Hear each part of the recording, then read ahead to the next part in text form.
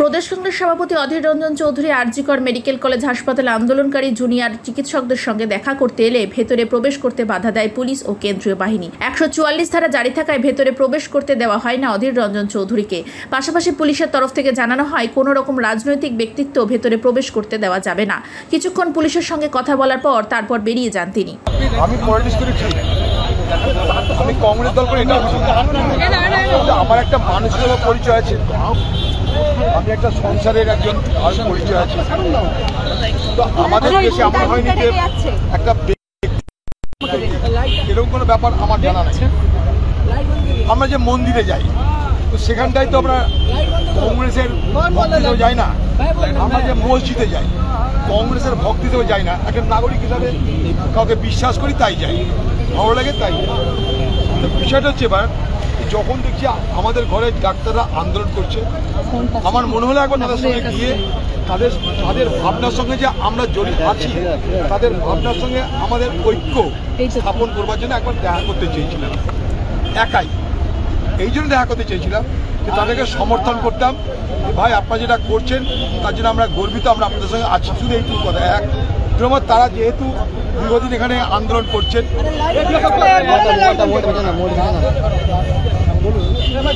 এই আলাদা হচ্ছে না আপনার,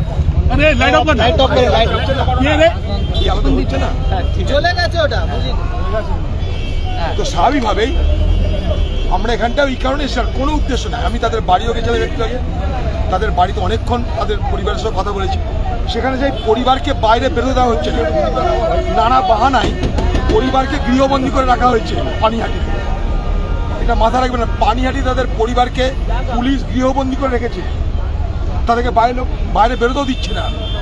এখানে এক অদ্ভুত ধরনের ব্যারিকেড তৈরি করেছে পুলিশ, সিআইএসএফ, তারা কেউ জানে না এগুলো, তাদের আমি দোষ দিতে রাজি না, তারা তো ভেতরের সিকিউরিটি দেখবে। কিন্তু পশ্চিমবঙ্গের পুলিশ বাহিনীর তৎপরতা, এটা দেখে আমি অবাক হলাম। কারণ একজন ব্যক্তি একা তাদের সঙ্গে দেখা করে তাদের ভাবনার সঙ্গে আমি সহমত পোষণ করতে চেয়েছিলাম।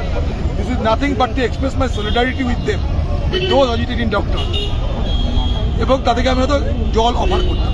ঠিক আছে, তাদের মধ্যে একজন এসে বললো যে আমাদের দরকার নেই, কোনো অসুবিধা নেই। তাদেরকে তো জানালাম কমসে কম আমি এসেছি, এইটুকু আমাকে যথেষ্ট। একটা সমস্যা হচ্ছে কি বলুন তো, বলতে দেন, একটা কথা আছে বাংলায়, বজ্র আটুনি ফসকা গেল, এখানে তাই দেখছি সবকিছু ঘটনা ঘটে গেছে, অপরাধ হয়ে গেছে, তথ্য প্রমাণ লুট হয়ে গেল, ঘরের মেয়ে মারা গেল, ধর্ষিতা হলো, গোটা পরিবার বিচার চাইছে, সারা বাংলা বিচার চাইছে, সারা দেশ বিচার চাইছে।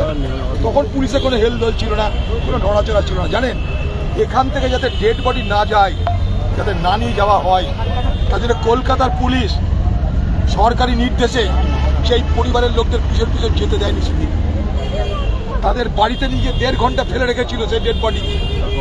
তারপর সেখানে টাকা অফার করেছিল পুলিশ, প্রথমে টাকা অফার করেছে, তারপর তো মুখ্যমন্ত্রী পরে গেছে, পুলিশ থেকে নিয়ে গিয়ে বলছে তার বাবাকে টাকা নেন, যা করছে আমরা করতে দিন, এখনই পোড়াতে হবে, দেরি করা যাবে না। গোটা তথ্য প্রমাণ লোপাট করার জন্য এই পুলিশের তৎপরতা। সেদিন যদি আমাদের ঘরের মেয়ের পক্ষে থাকতো, নিজেদের পক্ষে থাকতো, তাহলে আজকে অপরাধীদেরকে মুক্তি পেতে না। আমাদের কাছে আরও খবর, আজকে বাংলায় এই আরজিকর কাণ্ডের পিছনে যা যা দেখছেন আপনার চোখের সামনে, তার পিছনে আরও নেপথ্যে একটা বড় কাহিনী আছে। সেই কাহিনীর আরেকজন নায়ক সম্ভবত ডাক্তার শ্যামাপ্রসাদ বলে এক ব্যক্তি, তার সঙ্গে পরিচয় নাই, চিনি না, জানি না। ডক্টর শ্যামাপ্রসাদ বলে একজন ব্যক্তি, তিনি নাকি বাংলার মুখ্যমন্ত্রী অত্যন্ত ঘনিষ্ঠ এক ব্যক্তি। খবরে প্রকাশ আমরা জানতে পারছি তার নাকি আরজিকর কাণ্ডের আজকে যে দুর্নীতি, যে অপরাধ জগৎ যেটা তৈরি হয়েছে আরজিকর জগতের মধ্যে, সেখানে তার নাকি বিরাট প্রতিভা, বিরাট তার প্রভাব আছে। তো স্বাভাবিকভাবেই এই প্রশ্নগুলো আগামী দিনে উঠবে।